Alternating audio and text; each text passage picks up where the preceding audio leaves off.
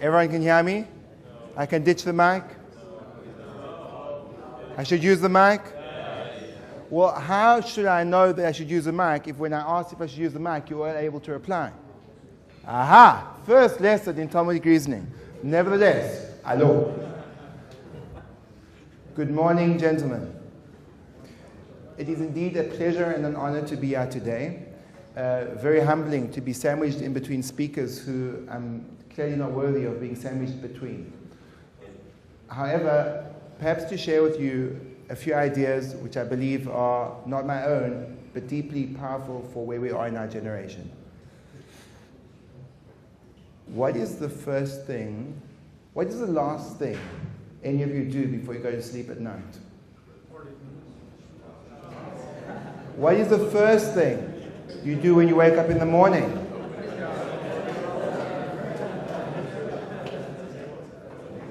The last thing you do at night,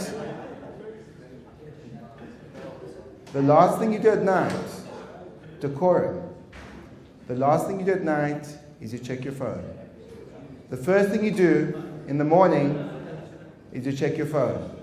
I want anyone that has a phone on them to put their phone in their right hand and raise it.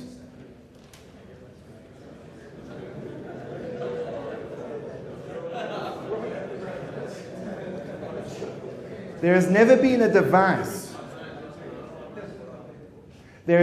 device which stays with us 24/7. There has never been a device which has created a disease called digital dementia. There has never been a device which threatens to rid us of our sight, for we see not, we take a photo. Of our ears, because we hear not, we record it. Of our sense of touch, because we don't even feel the temperature until we've checked the weather. We have outsourced our intellectual activity to the degree that previously not everyone could remember 100 telephone numbers, but everyone could remember at least their own. So here we are being hijacked in the nightmare of science fiction where robots have taken over the human condition. I give you a challenge. See if you can live up to this. Take your phone in your right hand. Generally, there's a button on the side that if you press it for long enough, it will give you an option called power off. Power off. I assure you, when you push the power off button, you will not die. Let's test this. There are medics available. On your marks, get set. Notice how few people are willing to take this challenge. On your marks, get set, brave ones. On your marks, get set, go. Double press, just in case.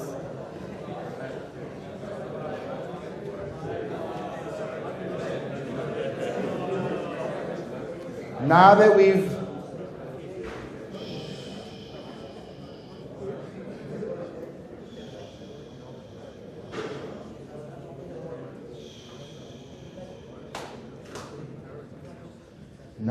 succeeded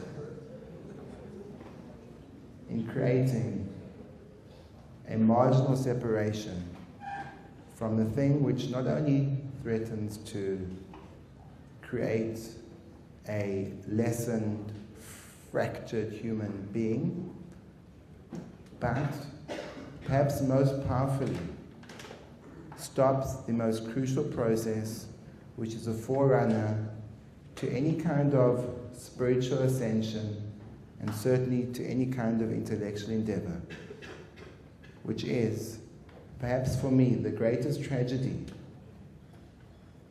of the digital domination of our current society, is the capacity that we have lost to live with the unanswered question.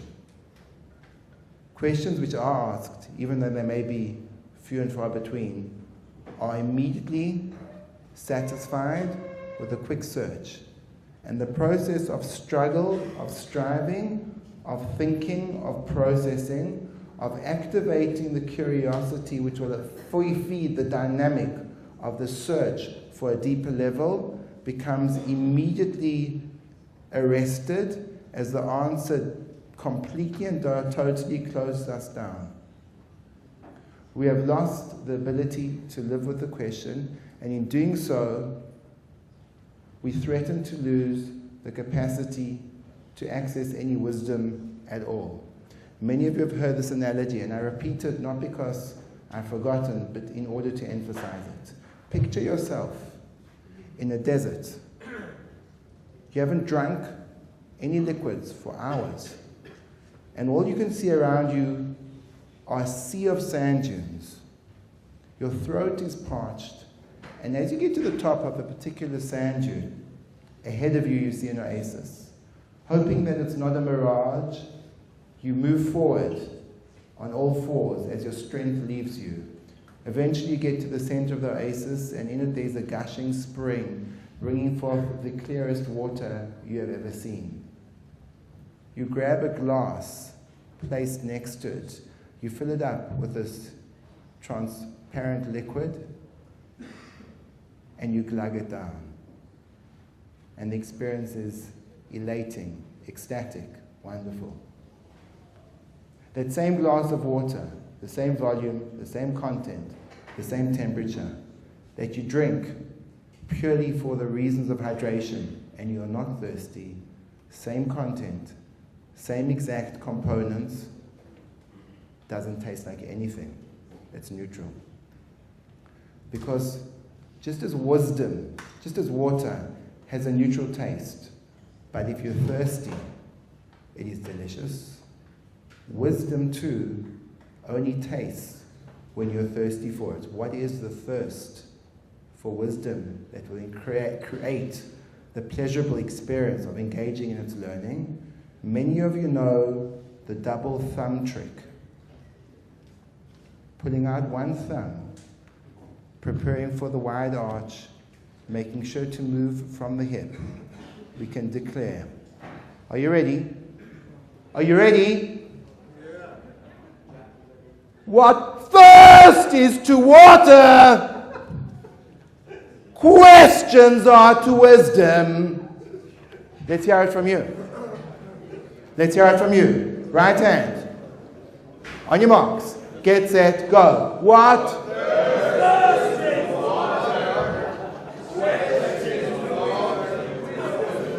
One more time, one more time, one more time. Give it all you got. Guys in the back, give it all you got. Big thought, wide swing.